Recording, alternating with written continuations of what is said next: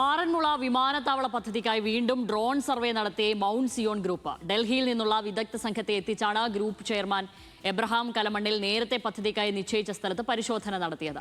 രണ്ടാം ഘട്ട സർവേക്കായി കമ്പനി വീണ്ടും പ്രദേശത്ത് എത്തുമെന്നും UDF സർക്കാരിന് ആറന്മുള വിമാനത്താവള പദ്ധതിയോട് 101% യോജിപ്പാണെന്നും Mount Zion group chairman Abraham Kalamannil news മലയാളത്തോട് പറഞ്ഞു. നീണ്ട വർഷങ്ങളുടെ ഇടവേളയ്ക്കു ശേഷം കേരളത്തെ ഇളക്കിമറിച്ച ആറന്മുള വിമാനത്താവള വിവാദം വീണ്ടും ചൂടുപിടിക്കും വിധമാണ് മൗണ്ട് സിയോൺ ഗ്രൂപ്പിന്റെ നീക്കം. വിമാനത്താവളത്തിനായി നേരത്തെ കണ്ടുവച്ച സ്ഥലത്ത് ഡൽഹിയിലെ സ്വകാര്യ ഏജൻസിയെക്കൊണ്ട് ഡ്രോൺ സർവേ നടത്തിച്ച വിവരം group chairman Abraham Kalamannil news മലയാളത്തോട് സ്ഥിരീകരിച്ചു.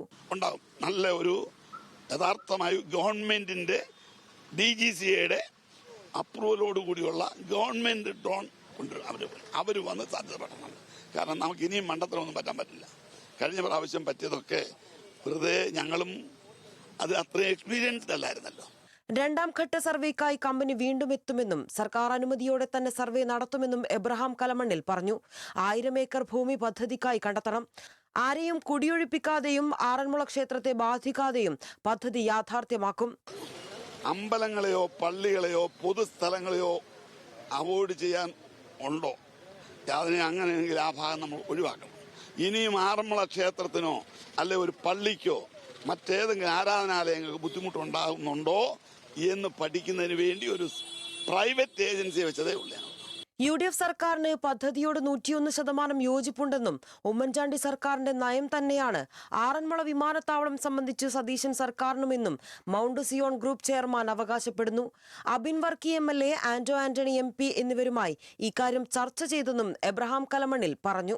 101% ഇവിടുത്തെ 4 MLA-മാരും MP, 5ാമത്തെ MLA കോന്നി MLA പോലും പറഞ്ഞു ആറന്മുള വിമാനത്താവളം വരുന്നതിന് ഞാനെതിരല്ല.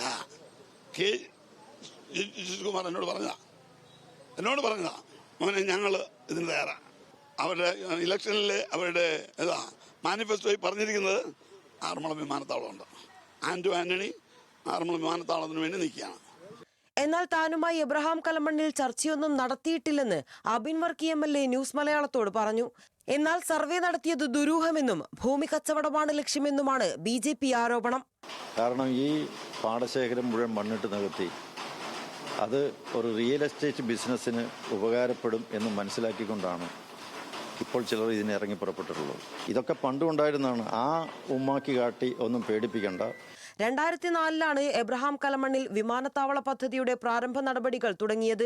2011 ഉമ്മൻചാണ്ടി സർക്കാർ അധികാരത്തിൽ വന്നതോടെ പ്രദേശം വ്യവസായ മേഖലയായി പ്രഖ്യാപിച്ചു. ഇക്കാലത്ത് തന്നെ പദ്ധതിക്കായി തത്വത്തിൽ അനുമതി നേടിയിരുന്നു. പിന്നീട് ആറന്മുളയിൽ ഉണ്ടായത് വലിയ ജനകീയ പ്രക്ഷോഭം.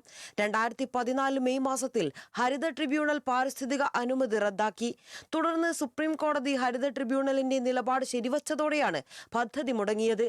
നിലവിൽ മിച്ചഭൂമിയുമായി ബന്ധപ്പെട്ട കേസുകളും ഹൈക്കോടതിയിൽ നടക്കുകയാണ്. റിയൽ എസ്റ്റേറ്റ് കച്ചവടത്തിനാണ് നിലവിലെ നീക്കമെന്നും ആക്ഷേപമുണ്ട്. ന്യൂസ് മലയാളം, പത്തനംതിട്ട.